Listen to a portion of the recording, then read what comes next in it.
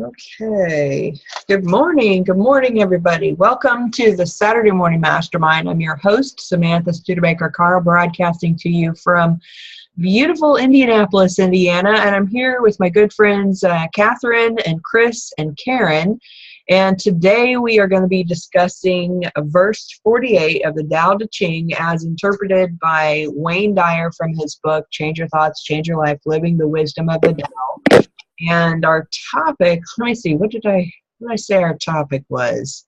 Oh, I forget. I got to get back over to the right page. I don't know. Basically, why happiness doesn't last. That's the short version of it. And or why, accomplishments and stuff and all of those kinds of things don't create long-term happiness. But before we get started, I want to give everybody an opportunity to introduce themselves and I think that's it. Okay, go ahead, guys. Jump on out there, and then we can read the verse. Hello, everybody. This is Catherine Clement in Boulder, Colorado. And it's chilly here. You can see I got my hat on and my several layers, but it's a beautiful sun. Well, it was a beautiful sunny day. I guess we're expecting more snow. Good to be here.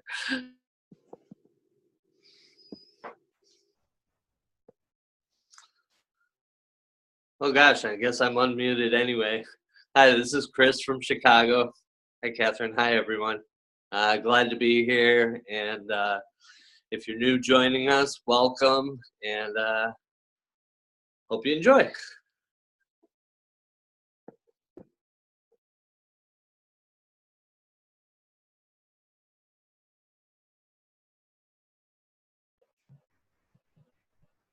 We can't hear you, Karen.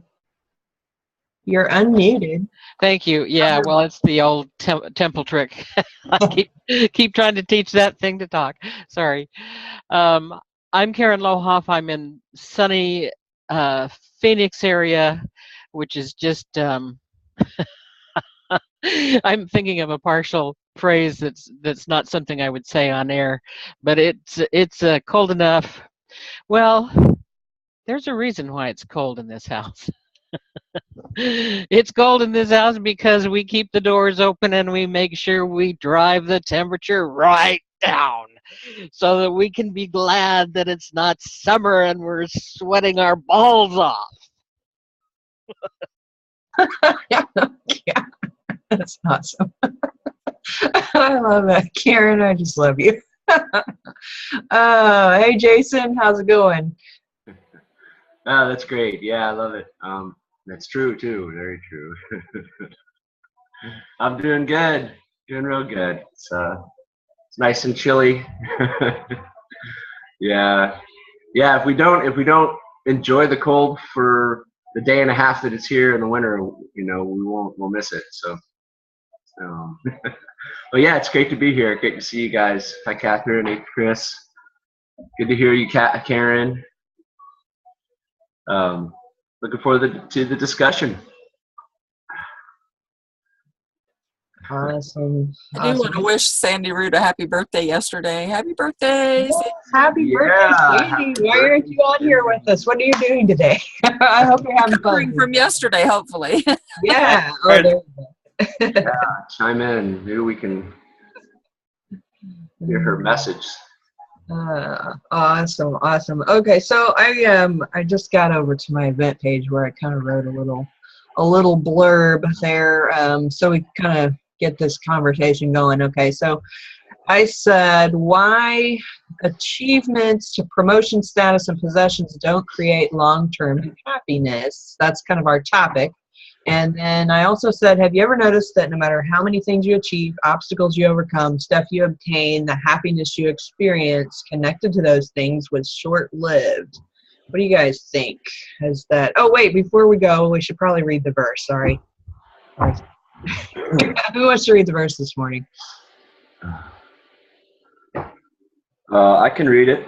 Okay. It's short. I think I can do this. 48th verse of the Tao Te Ching, as in Change Your Thoughts, Change Your Life by Dr. Wayne Dyer. 48th verse. Okay.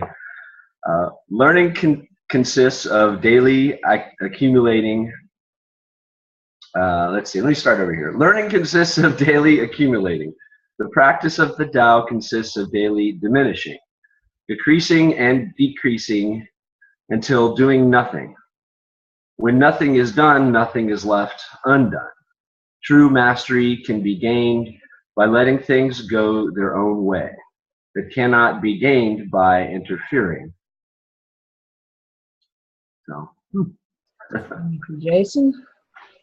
yes. I had a thought pop into my head, and now I don't know where it went. It like ran off into the ether somewhere. I don't know. Yeah, they do that. They do that, those little rascals. I know, right? So I guess that we'll just let them go. All right. So, okay, so what were your thoughts when you first read this verse, guys? Who wants to jump out first? My very first thought was thinking about, being a mother or grandmother or even a friend, how we can interfere with people's processes sometimes, like especially with our kids.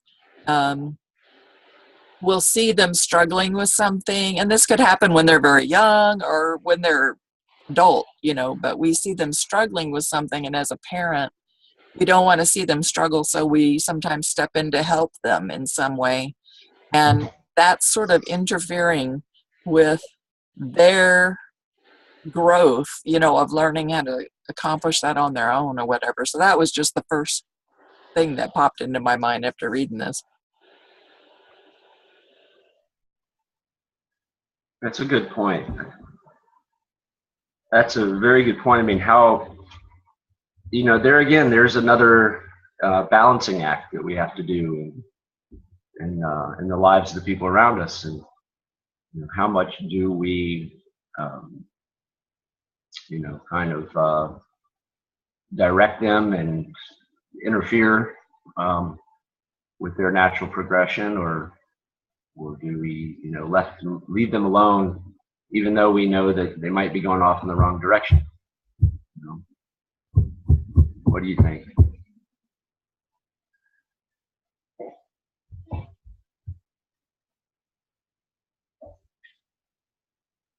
I mean, I was actually thinking that my first thought about this was kind of in regards to the last verse, in that,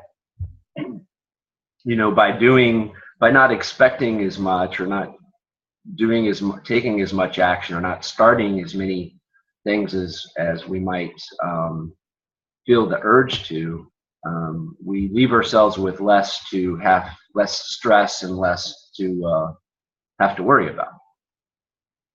So it's kind of like a minimalist approach to things, but that, it's suggesting that there's some mastery in that, and that by knowing where to interject your energies, or where to not interject your energies, and what things to just kind of let go. Hey, I don't need to know about that. Or maybe I need to know a little bit about that, but not be completely immersed into it. That's all a balancing act. I don't know. What do you think?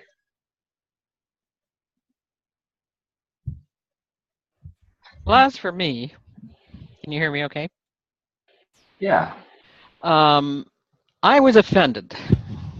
I am offended.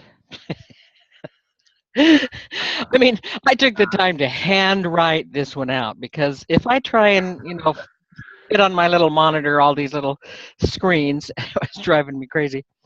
So the first thing I write is, learning consists of daily accumulating. And I think, yeah, that's me.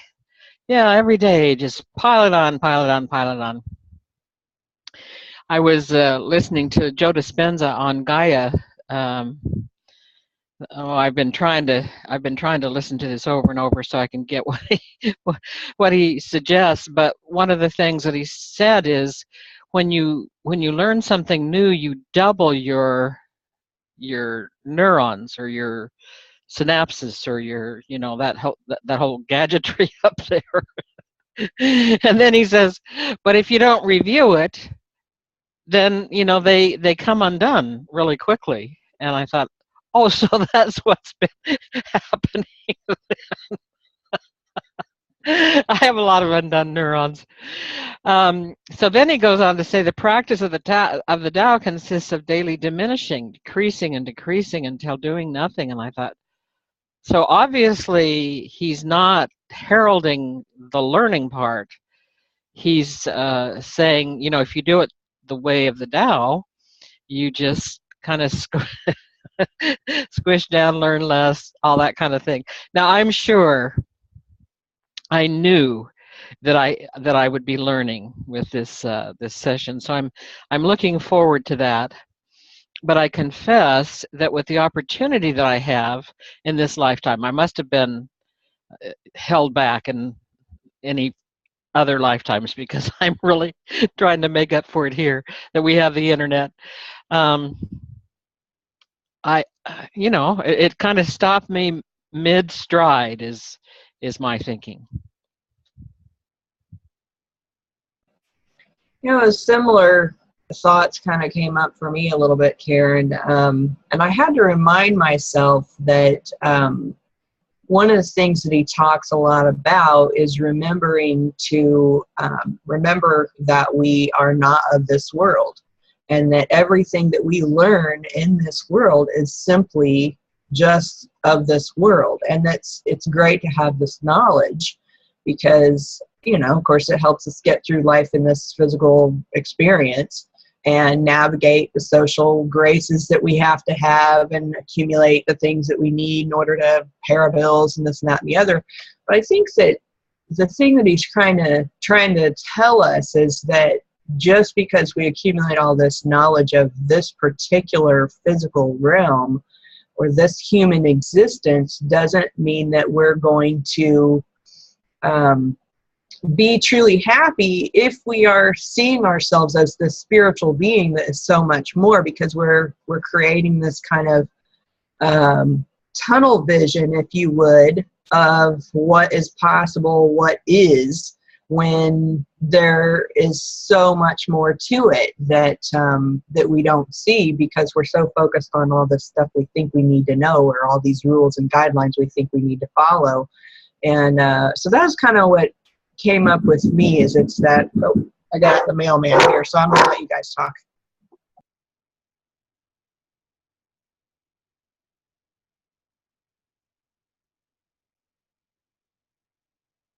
Mailman.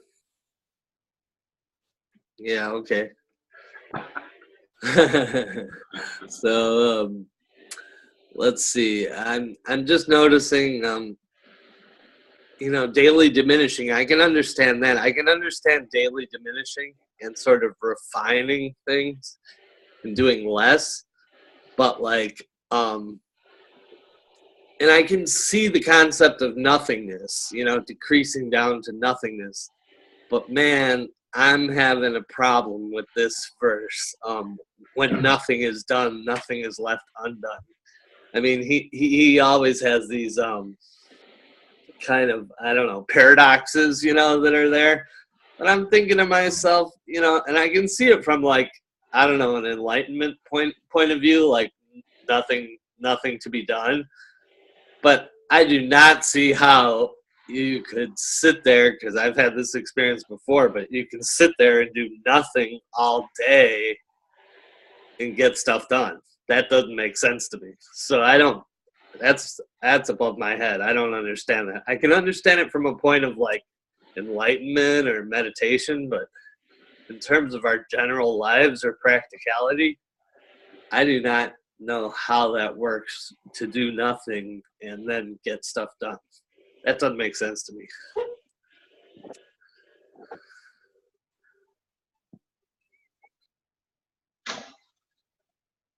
Well, I guess I like to go back to what Sam said. You know, we are not of this world, so to speak. I mean, we are born into this world. We're definitely supposed to be here, but there's a huge part of us, a huge part of our inner being that that transcends the things around us, I think, is kind of what it's saying. And that you know, there's a natural cycle of things of nature around us, and things are happening around us. But how much do we interfere in that? I mean, to interfere in that creates rippling effects and more things to be done.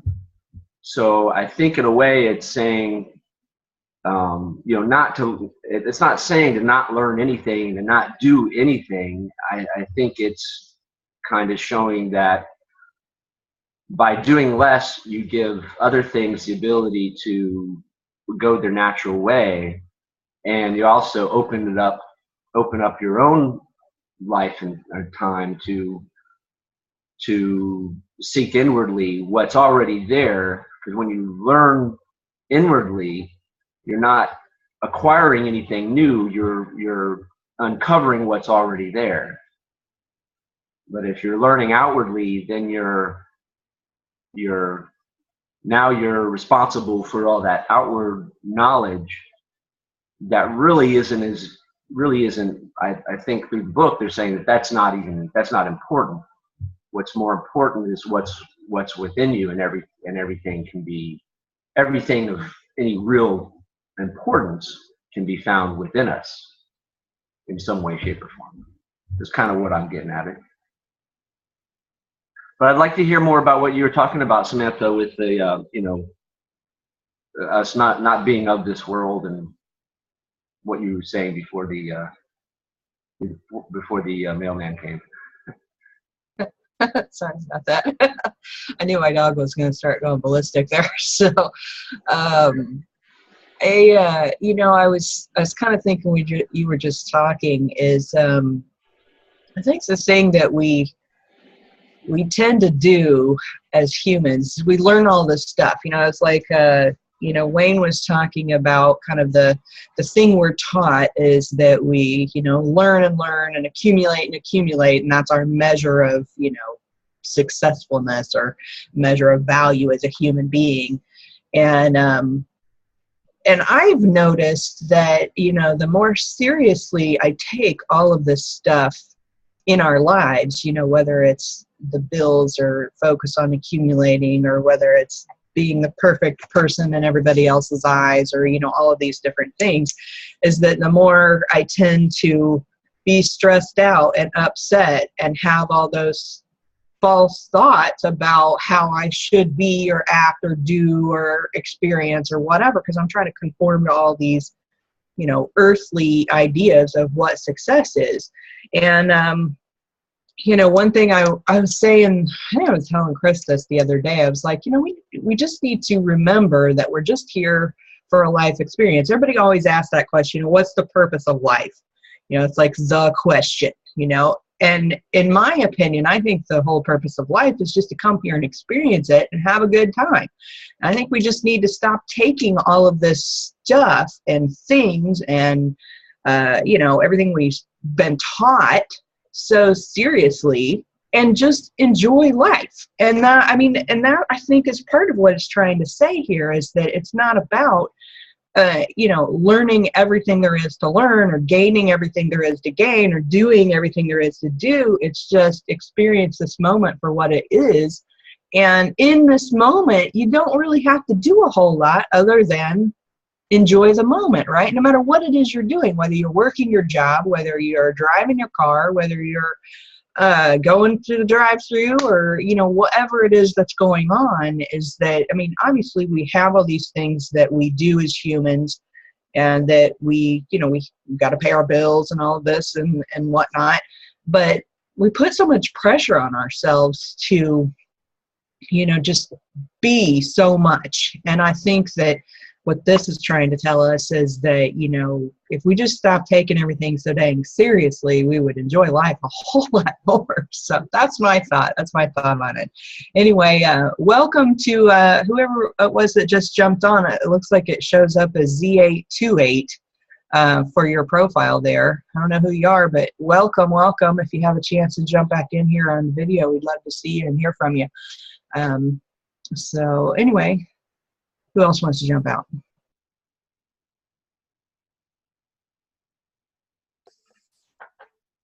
Yeah, about a half hour before this class, I made a little 4-minute video inviting people to it. So I invited a few friends. So hopefully someone's showing up. Yeah, terrific.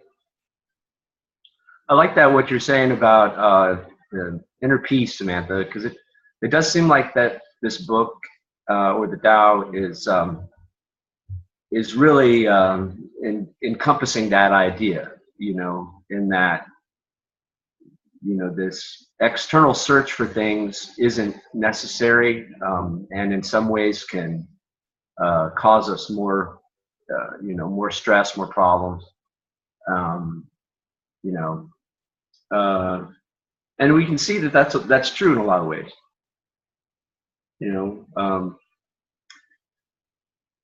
And from our perspective, where we haven't grown up with this idea or this knowledge, I completely agree with Chris. Is it's more of a, you know, for us, it's about, you know, refining and distilling these things to where we create a more simple path for ourselves during the day. You know, not knowing where we can let go of things, and those things will be taken care of anyhow, you know, getting things just a little nudge rather than jumping in and doing all the work for them, you know, or maybe just standing back completely, and even though you're mindful of what's going on, but staying completely out of it. I mean, I've seen good results in you know, different situations from all of those actions. So I can't really argue against this. But I do believe that if we sit around and do nothing, that there's still going to have to be somebody out there going around doing something. Otherwise, we're going to be in a kind of a pickle. So if everybody's sitting around doing nothing, we're well, we're not going to get too much done. But then you can argue, hey, if everybody did that from the beginning of time, then things would be a lot different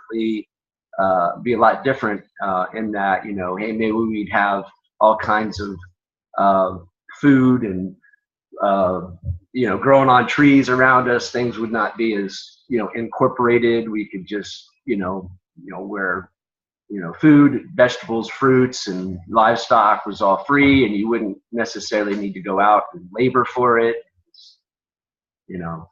So I mean, I imagine that's more of a, I don't know, that's more of a idealist view of things. But if the things were that way to begin with, I could see how this could be good, a good teaching for everyone to follow. It's just not that way. So how do we incorporate this into our, you know, what we know as reality?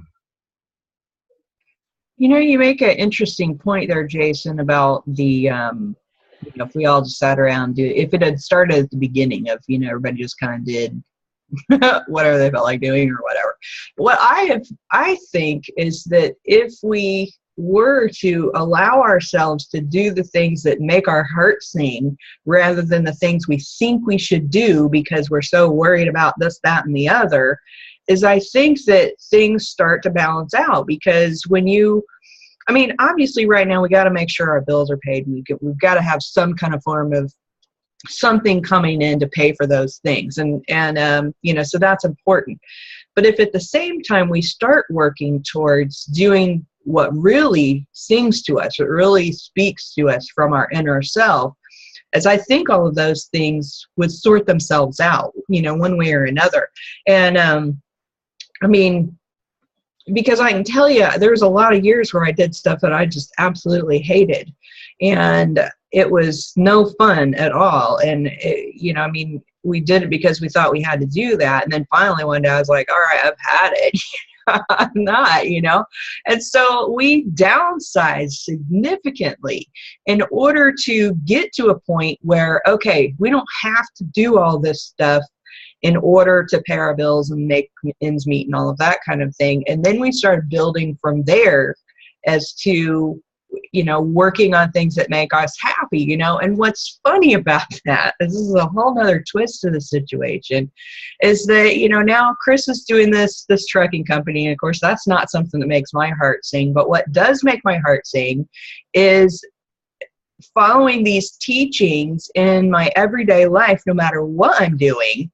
And even though I'm working this job at a retail store in the shoe department, I'm still loving my life because it doesn't matter anymore. It's like, once you take away all of these, you should be wanting this, or you should be wanting that, or maybe you should be more ambitious, or maybe, because we tell ourselves, oh, okay, well, if you're just working some retail job, then, you're really not a successful person. And we tell ourselves these things.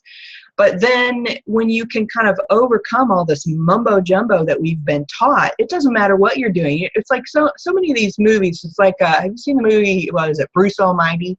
Where Bruce is, he's made God for a day, but God, he's just in this warehouse mopping a floor, perfectly happy, mopping this perfectly clean floor, and he's happy, and it's these little things. It's like, I'm going around and I am picking up shoes from people that are tossing shoes all over the floor, and I could sit there and be like, God, I can't believe I am picking up all these hundreds of shoes off these floors from all these messy people who don't care, and blah, blah, blah. These are all these things that everybody else says, and I'm like, I don't care. I'm like, I'm sitting here and I'm doing something that I'm getting exercise and I'm getting paid to do it. And I'm living in this apartment that I really like. We're starting a new phase in life, and I'm just enjoying every moment of my life.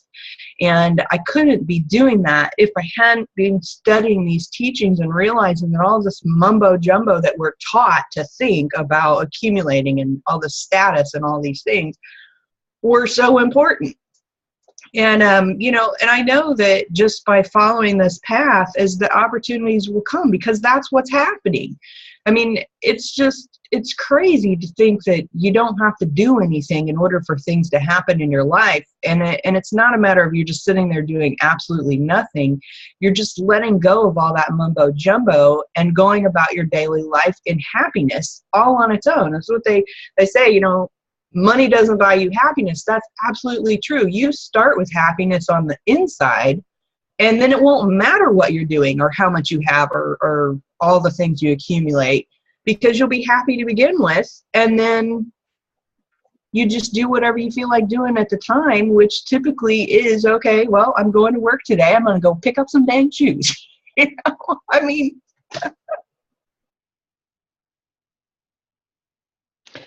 I think that's really great, and I want to go back a little bit to when you talked about living in the moment. I've always found that really very difficult, very I don't know if I'm in general a poor focuser, or I'm not sure what it is, but to try and take one moment and just be there. I was thinking about years and years ago when I went to some 12-step meetings. I went to basically Overeaters Anonymous meetings, but I did try and veer out. I was just interested. What I was trying to do is trying to get something in the Valley, something local that could help me with my bipolar stuff, how to turn my thinking around. And I noticed this, this last line, it says, it cannot be gained by interfering. And I think about just, I don't know, it's like I could feel my presence go, in my thoughts recently. I could feel my presence go into these meetings, and immediately my antennas are on. And I'm trying to figure out how I can interfere, not in a bad way, but like, how do I contribute? How do I how do I be? How do I make a difference that I'm here?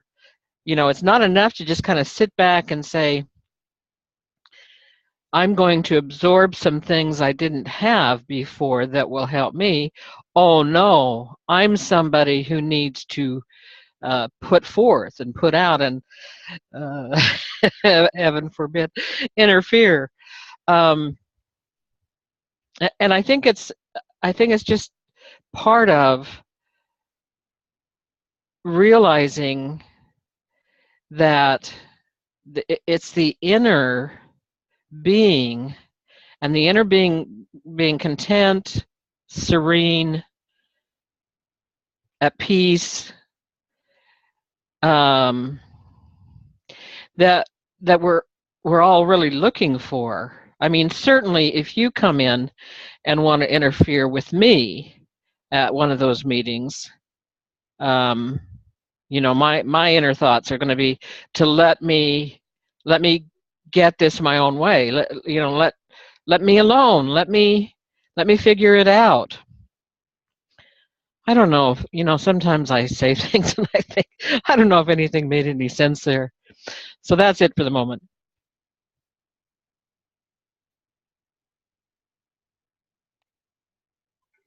No, that was fine, Karen. That makes sense to me. You know, like I think you were saying, Samantha, you know, if we go through our life and we're not, you know, happy with things, and we're, you know, we're unhappy that we're having to do the job that we've chosen, and we're going around with that attitude, then we're actually closing the doors that might be ready to open for us. Because if you're unhappy with your situation, you're not open to opportunities. You're more focused on, you know, the reasons why this isn't working out, the reasons why you hate it, or the problems with it, you know, and you're not aware. You may pick up on something, but most likely you're going to miss an opportunity that might help you out in some other area of your life, you know. Um, you know, for instance, someone, you know, you're in that trucking industry. If someone came in your shoe shop and you were upset about the work you were doing, but you know, so much that you didn't realize this person was a genius in logistics and could help you out with your trucking industry. If you could just, you know, pick their brain a little bit, you might not even realize that, might not even strike up a conversation with them, and that opportunity could be gone forever, you know. But I see what you're saying there, Karen, about, you know, we kind of want to make a difference, right? But if we think of, you know, well, why do we need to make a difference? Is that because we think things aren't the way they should be, or they're not the right way now? I know I have the same type of an urge to have an impact, but I don't need to have an impact on every situation. And if I'm feeling I mean, that calls me out to think, if I feel like I need to step in, then what am I thinking about the situation that I don't think is the right way for it to be, you know? But I think that if we step back and allow ourselves to be open, whenever possible, we're going to find those opportunities. Not really less of an opportunity, but a calling, where someone actually, or a situation actually kind of requires you to interject your ideas and thoughts. So I don't know, but I totally get what you're saying there, Karen. You know, about learning to be in the moment, and if we're not content with what we're doing, if we're finding fault with everything in our lives or around our lives, then we're not going to be in the right mindset to see the opportunities that are there for us. I just wanted to bring that out. What do you guys think?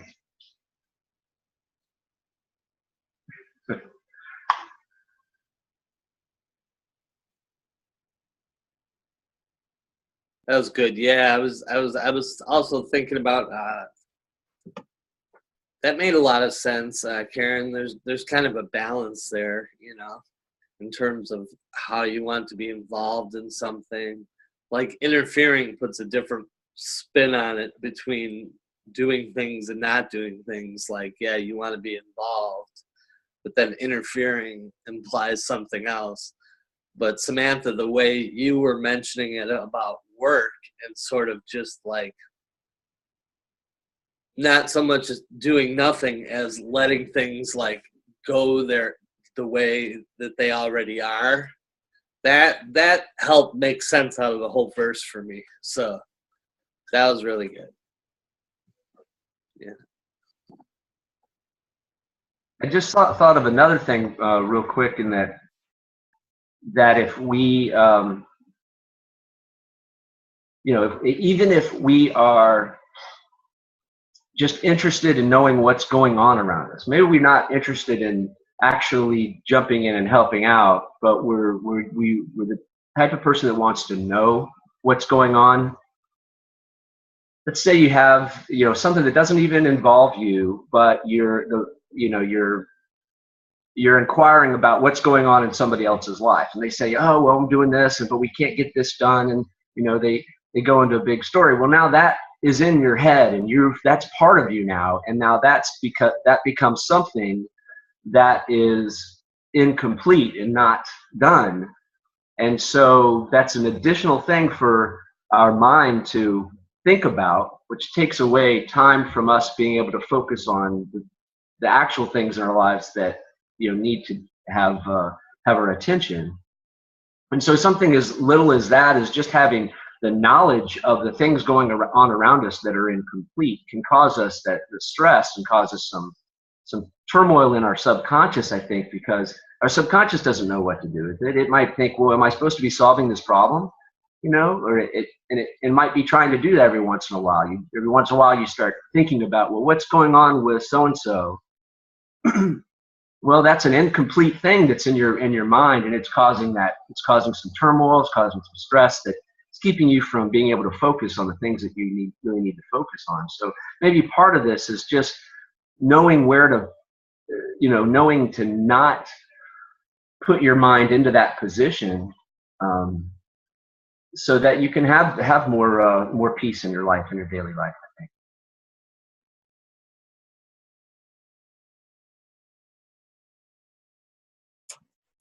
Well, as a hermit that has come out of seclusion, I can definitely say that if you're not plugged into everything, your life is much more peaceful. But with that being said, learning how to be peaceful regardless of what's going on, learning how to be happy regardless of what you have or don't have or have accomplished or haven't accomplished. I see it every day, people basing their happiness, and sadly we teach this to babies and children from the time we're born. We teach this to people to base their happiness on other things, by giving gifts or buying them the cereal they want, whatever the situation is. We're constantly reinforcing to people that things will make them happy. People that own TVs and watch television, I don't, but I used to. I remember, there's all these commercials, and every time the commercial comes on, I mean, unless it's a drug they're trying to get you on, big pharma, most of them are about, well, and even those, if you take this pill, you're going to be happy, But most commercials are like, if you buy this thing, you're going to be happy. If you eat this food, you're going to be happy. If you do this, you're going to be happy. And so that's how we all learn. That's what our society teaches us. So without teachings like this, to help people, and certainly this book is not, the only book to mention this. This is mentioned in many, many scripts, but if we just have to learn that regardless, this life happens. Excuse me just a second.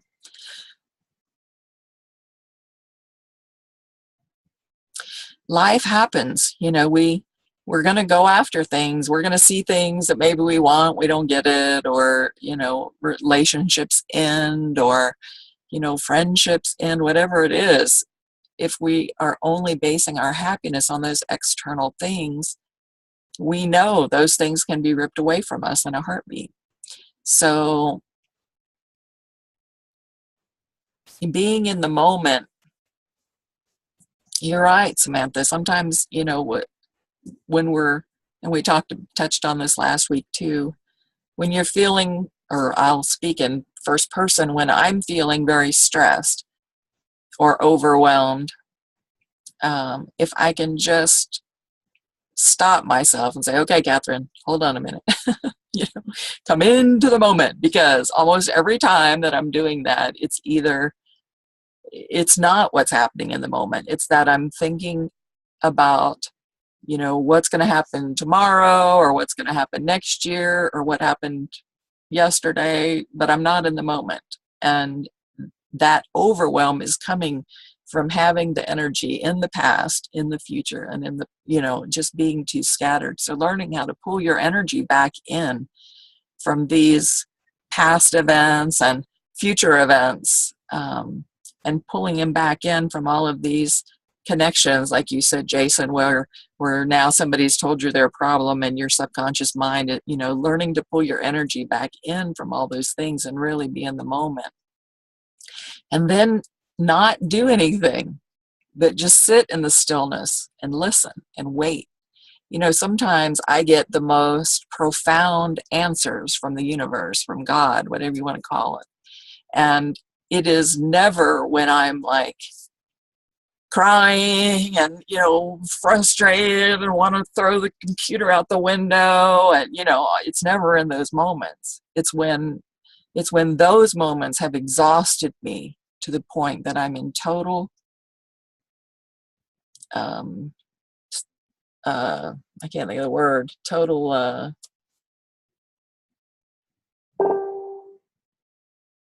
well, anyway, you know, when you just go through all those emotions and you're just like a wringed out rag doll washcloth, you know, and you're just exhausted, and then you just finally like give in and say, okay, God, I'll just trust you.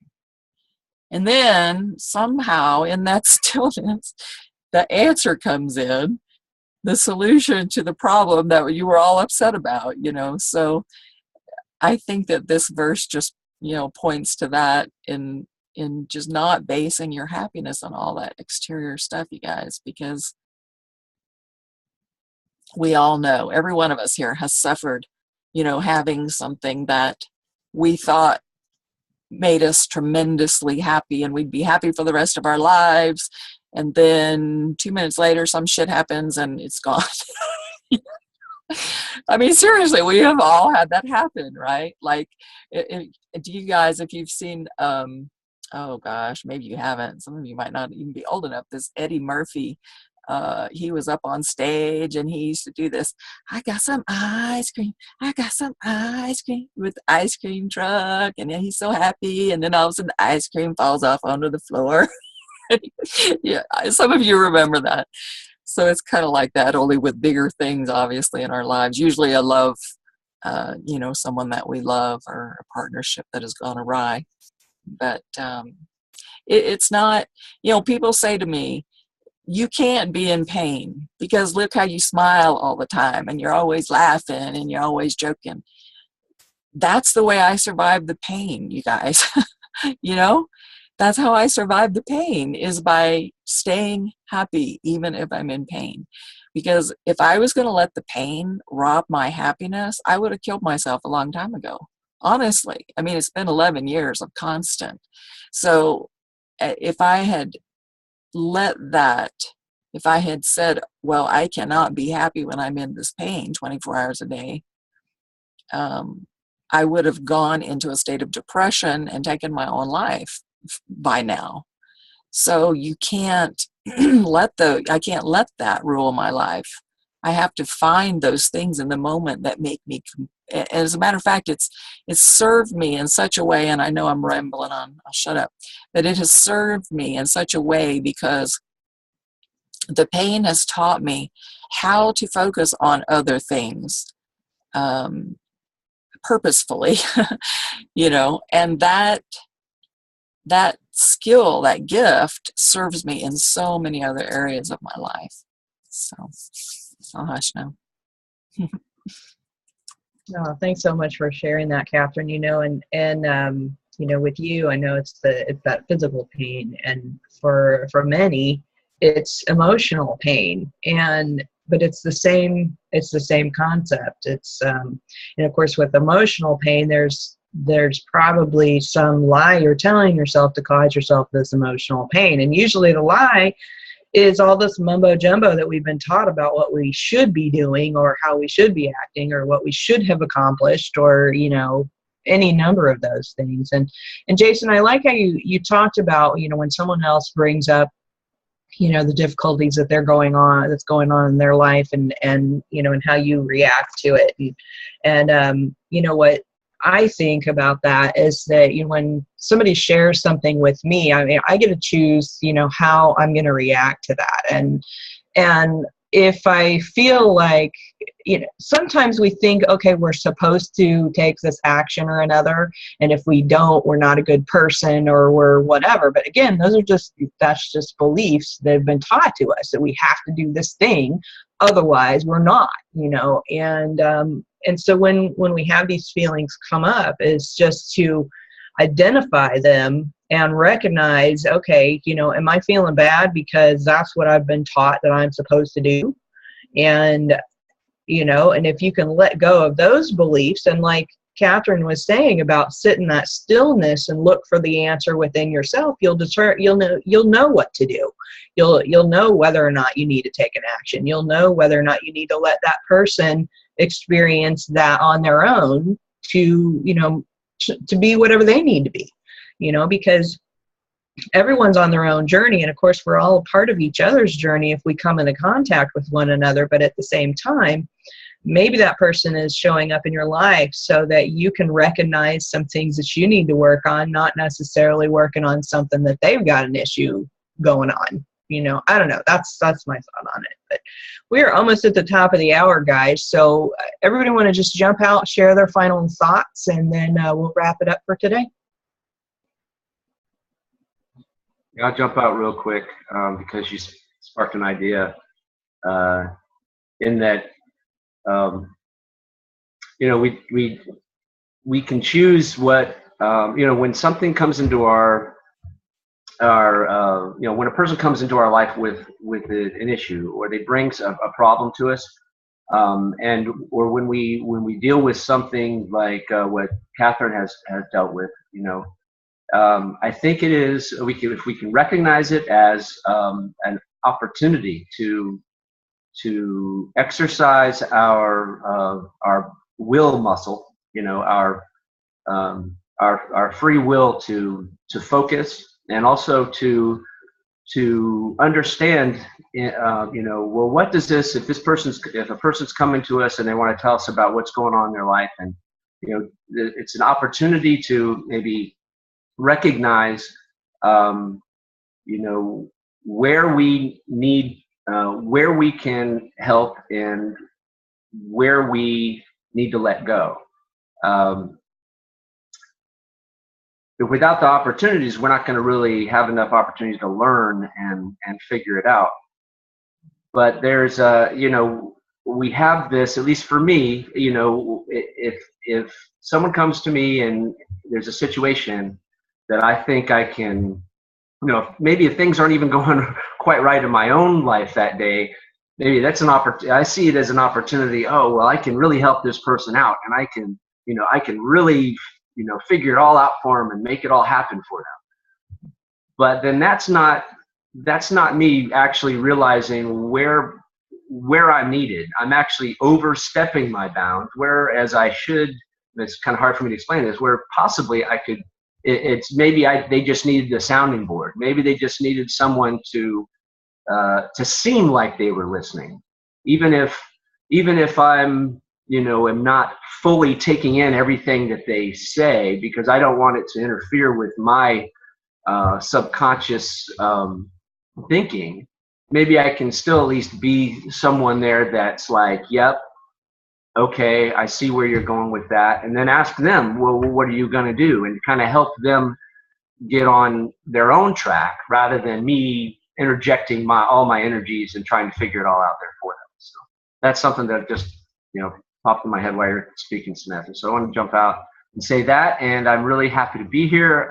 Thank you for continuing this on, Samantha. And it's great to see you all here. And I hope you all have a wonderful weekend.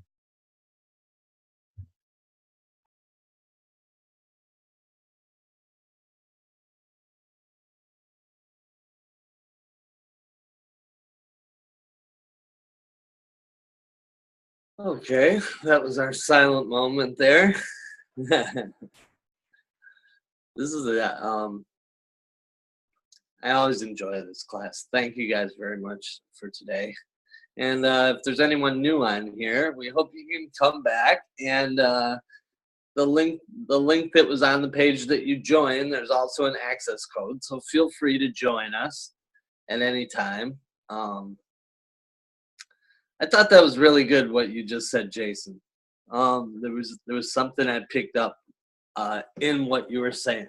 So this there were 3 things that you said related to connecting with people. And so you said there's where we connect, so like where we connect with a person or something that's going on or what it has to do with us or other people, where we connect.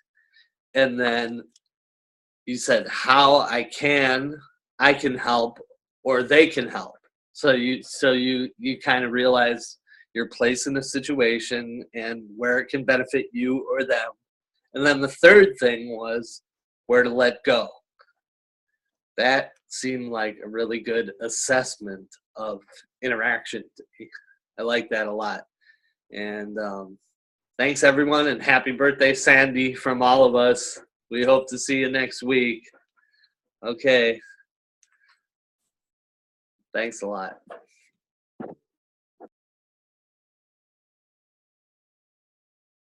I'm laughing because whenever birthdays come up, my immediate impulse is to start singing. And you can just only be glad and grateful and happy that I'm not singing happy birthday right now in my Victrola voice. But happy birthday, Sandy. I'm just going to mention that some of the things that we talked about today brought to my mind an effort that I'm making to learn how to try and match vibrations. I don't understand that very well. And last night in my little 30-minute romp through seeing myself as the person that I'm becoming, somehow I got caught up with the idea that I don't know who I really am because I don't have memories of all these. Someone challenged me to think about what I think about divinity or how to define divinity. And I realized that I've recently gone from thinking of an incarnation to a divine spark and developing from there, and how I don't have memories of any of these things, let alone many memories of my own life. I mean, I don't remember. I think I have a memory of being a baby, but how would a person know that? And so there's just so much to learn, and I just value learning, and that's why I got hung up at the beginning. Because I know that I'm accumulating, but really what I'm accumulating is all this inner understanding. You know, what is there to pull out? And then I'm also recognizing my tendency to, is it interfere? Is it to get you off your game a little closer to my game. So those are my final thoughts, and come back next week if you want more of those.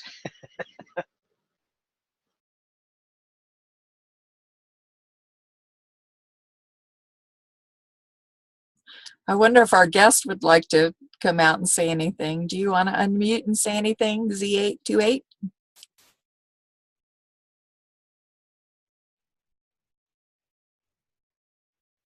Hello, everyone. Hi. For the invitation, I really appreciate it. And happy birthday, Samantha. You say the best for last. Mine's the 17th.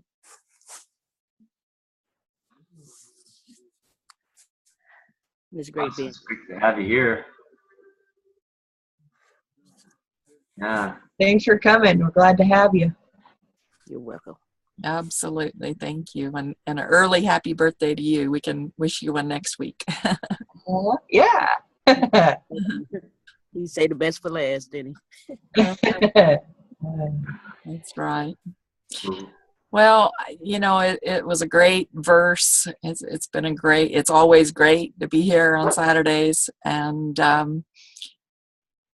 I think that we just have to, like you said, Samantha, we have to pull back sometimes. And, you know, one of the other things I think that this reminds us is to step out of our ego. You know, when we are helping people, why are we helping people? Are we doing it just, you know, to make us feel better or to build us up, or, you know, we help so-and-so or whatever, or, you know, where are we coming from there? And this verse helps pull you a little bit out of that. And I don't know if you guys have I'm sure you have experienced it, where you feel like, you know, all of these things are on your shoulders, and you have to do this, and you have to do this, and you have to do this, and you have to do this. And then you get typically from being in the future and thinking about, oh my gosh, if this is so stressful, what's it going to be like when it's this, you know? So you get yourself sick, and you wind up sick where you can't do anything. And have you ever noticed that everything, the world continues without us? It's the most amazing thing. So I love you guys, and I cherish every moment with you. And I look forward to next week. Have a great week, everybody. Enjoy family. Hopefully people are getting together with, and I consider family, you know, you choose your family, not just the one you're born in. So love you guys. You guys are my family.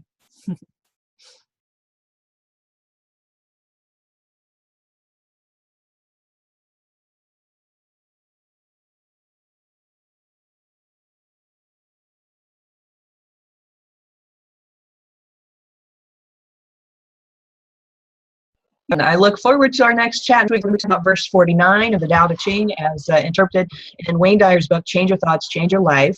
And of course, we meet every week, Saturday morning at 10 a.m. Eastern, 7 a.m. Pacific. And you can always find a link to join us by going to zoom.saturdaymorningmastermind.com. Again, that is Zoom, ZOOM.saturdaymorningmastermind.com. And for those of you who are watching this as a replay on YouTube, of course, you can visit our website at mindsetmasterycollective.com.